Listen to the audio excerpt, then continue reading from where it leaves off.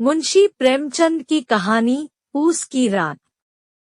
हल्को ने घर आकर अपनी पत्नी मुन्नी से कहा, घर में जो रुपए रखे हैं उसे ले आओ, सहना आया है उसे दे देता हूँ ताकि उससे पीछा छूटे। बरामदे में झाड़ू लगा रही मुन्नी ने पलटकर गुस्से से हल्को को देखा और बोली, 4 रुपए ही तो बचे हैं घर में, अब वो भी सहना को दे दोगे तो माकूस की कड़कड़ाती ठंड कैसे करेगी।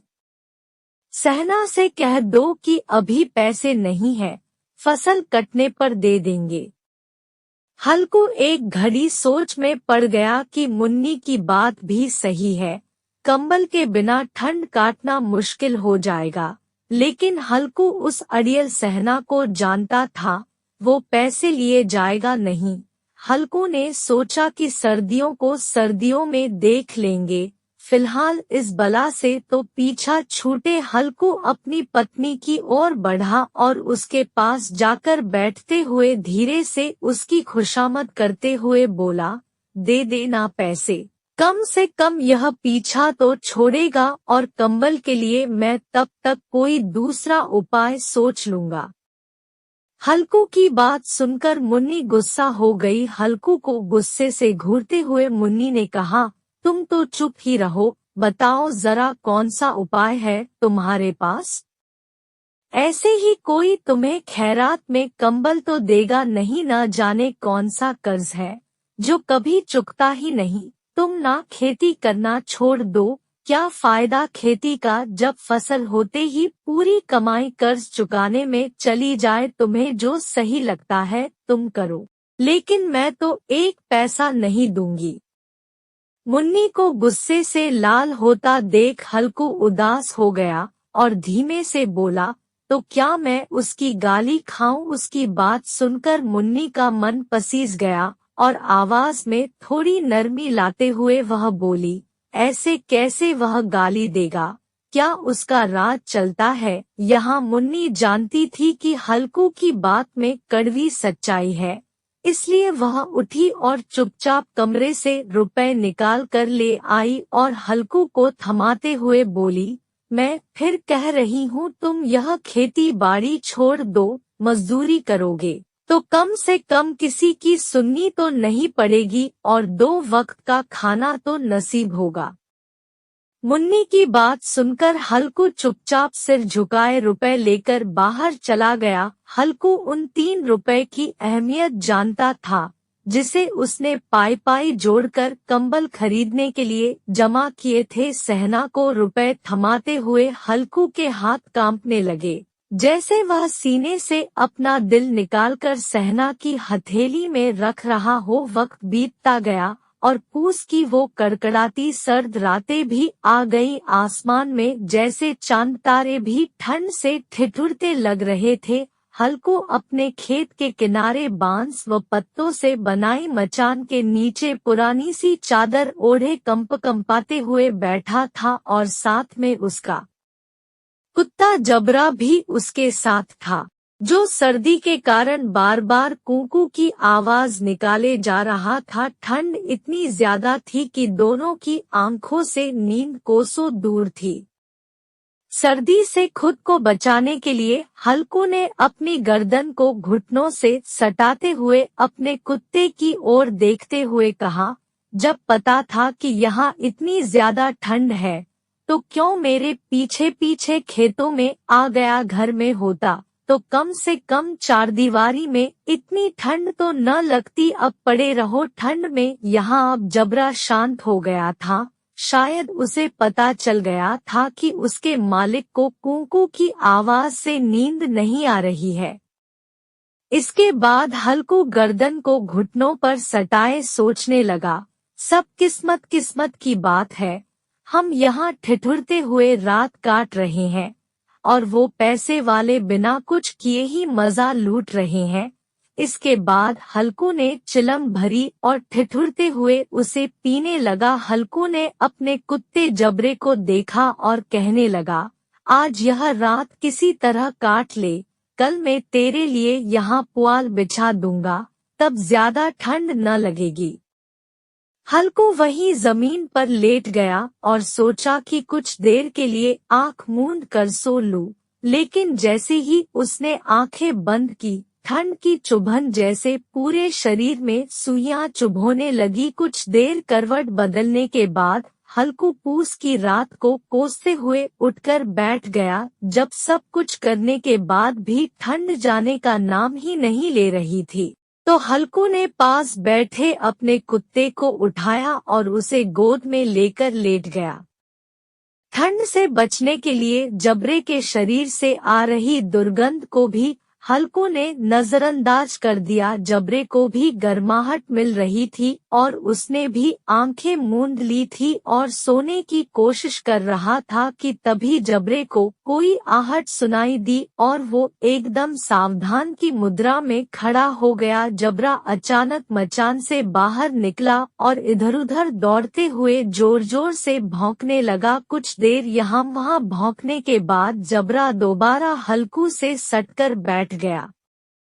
ऐसे ही रात का 1 और घंटा बीत गया और ठंड कम होने का नाम ही नहीं ले रही थी। हल्कू उठकर बैठ गया। वो दोनों हाथों से टांगों को कसकर पकड़े हुए घुटनों पर सिर टिकाए बैठा था। ठंड में हल्कू को लगा कि जैसे उसका खून जम गया हो और वह बेपसी से बस सुबह होने का इंतजार करने लगा।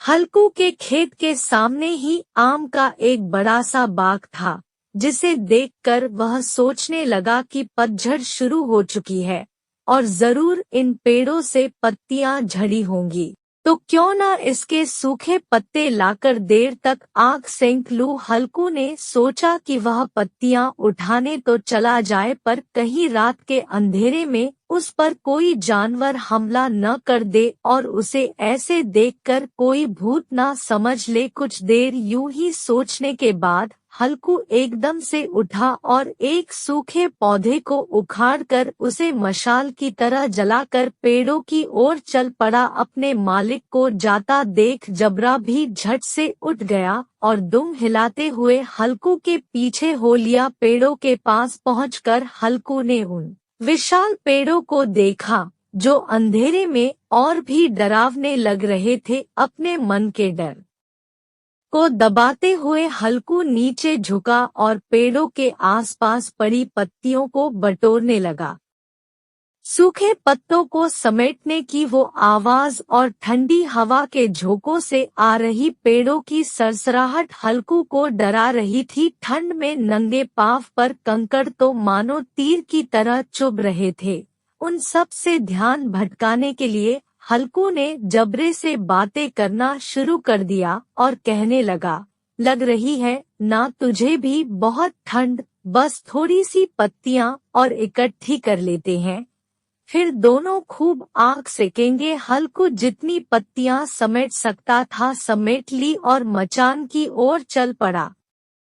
मचान के बाहर पहुंचकर हल्कू ने पत्तियों में आग लगाई। देखते ही देखते आग धधकने लगी और उसकी लपटें पेड़ों को छूने लगी। हल्कू और जबरा वहीं आग के पास बैठ गए। हल्कू अलाव में कभी अपने हाथ सेंकता, तो कभी पाँव, तो कभी आग की ओर पीट कर बैठ जाता।